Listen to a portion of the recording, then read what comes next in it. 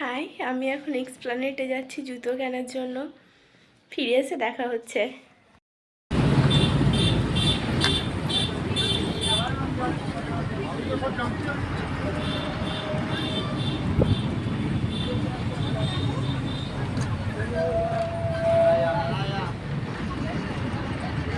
আজকে এক্সপ্ল্যানেট থেকে কি কি কিনলাম তোমাদেরকে দেখাবো। একটা কভার কিনেছি, যেটার দাম বলেছিল 150 টাকা, আমি নিয়েছি 130 টাকায়। কেমন হয়েছে?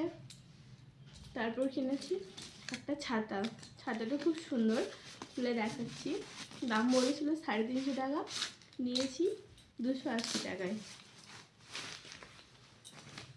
ভেতরটা এরকম,